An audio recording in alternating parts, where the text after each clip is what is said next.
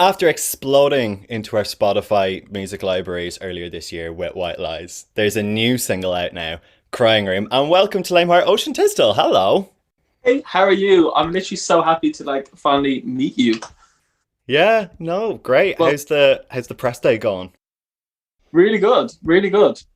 Well, obviously we're here because you make emotional pop music. Very I do. emotional, as I, seen so far with what you have. Obviously you've had White Lies and Broke Up with My Best Friend. And as I mentioned earlier, White Lies, an explosive opener to the year, and I completely love the song. Like I've played it so much that I think about a month ago I was with my friend and he was humming to himself and he didn't know what he was humming, but I said, that's White Lies. And he hadn't copped that it had rubbed off on him so much that he was subliminally humming your song. So you must be doing something right. well, Rory, you are literally my number one promoter here. You are doing the best. You know what? You are my label. Do you know that? You are just solely my label.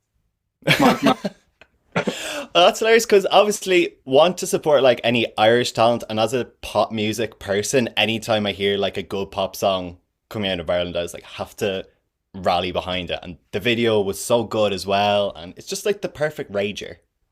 Yeah, honestly, it was probably a shock to some people. Like when I put it out, I did get some DMs off some fans been like, "Oh my God, I did not expect this. This is like you are killing people, you are freaking shouting at people, you are smashing shit up." And I was like, "Yeah, this is what I was feeling today, guys." Definitely in a certain mood. We've gone from the rager and we're going into a bit of like a sobber. Yeah. I don't know if that's a good word to use, but it's the new song, Crying Room. You want a new room set up at parties. And I Yes. agree with that. Like, you don't want to run and exit the party. You still Yeah. desire to enjoy it, but with a little break. Yeah. So guys, go to the link in my bio, sign the petition. We're gonna try and imagine get five rooms in people and parties. Yeah, Yeah. so what was all the song about and the writing and suppose the inspiration? So Crying Room, you like hit the nail on the head. Crying Room is literally, you know, when I was writing this EP, it's like a diary from, you know, 13 to like now of just growing up and different experiences that I've gone through. And to me, growing up, going to parties and even like still now going to parties and going to places, it's like an escape from reality, but even more so when I was, you know, even a bit younger. And I wanted to go there and literally leave all my problems at home. And when I used to go there, I'd be terrified. I'm like, am I going to be that guy tonight? Another one that's the drink hits them wrong, they're crying in the corner, and people are comforting you, but you know in their heads, they're like, we've been here before, like this is so fucking boring, like, but they're just being there for you and pretend they care about your sob story. And even seeing other people in that state, I was like, no, I'm looking at a reflection of myself. Like, I've came here to like have a good time. And I just wish there was a crying room that we could all go to when we got like that, to not be seen as that guy and not people talk shit about you and, you know, just let your emotions out safely rather than like strangers hating you. So that's kind of where it came from. And it's got this energy that's like gone by Charlie XCX and Christian and the Queens, where it's just like, I'm at this and I'm just not having fun at all. Yeah, that is very much, yeah.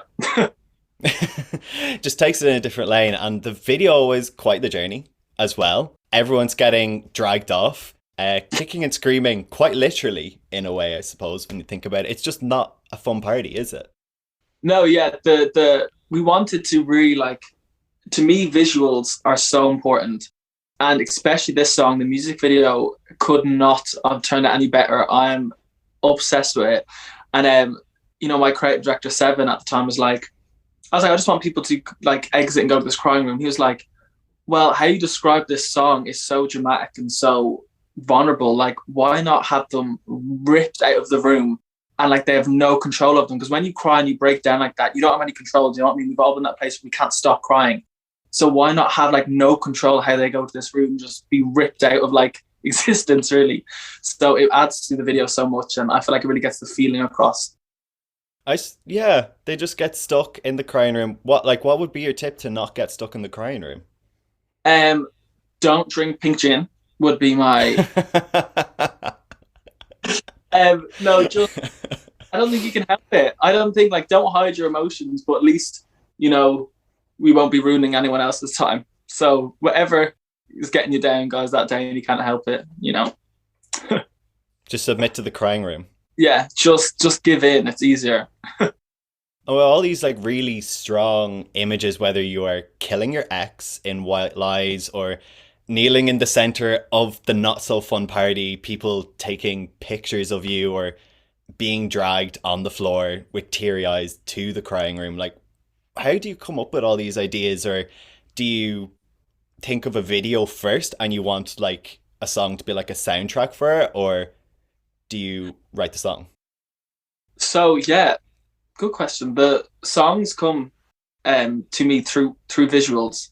I think of the concept first. So I think of, oh, it'd be so cool if there's crime at this party, yada yada. And then next minute, all the visuals of how I want it to look and how I want it to feel and come to life just come into my head. And they're just, it's odd. Like I'm very fortunate that it just comes to me like that. I don't know why, but I think growing up dyslexic, it was always visuals. So it's like my mind and body's been trained into always looking at the pictures first before looking at the words. Hmm. That's a good way of putting it. And as you said, there's an EP on the way, including this song and more songs to come. It's on the way. What can we be expecting from it? Honesty, the feeling of like growing up, definitely also being a queer person in Ireland. Just life, really. It's literally just what I've been through. After living in like London for a while and obviously living at home in Ireland, like how does it compare writing whether you're in like a bustling city like London or like rural Wicklow? Is there a difference to it, to how it feels or how the process goes, or is it just writing?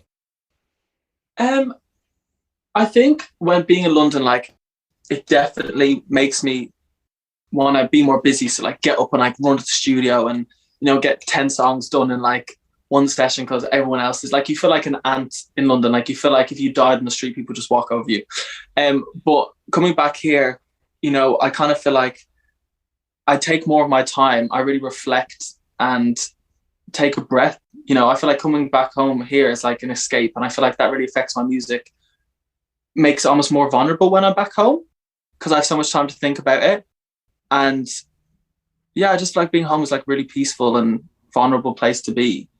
So much memories here, and that's where like my music comes from is memories and experiences. So this definitely cultivates that a little bit more being home.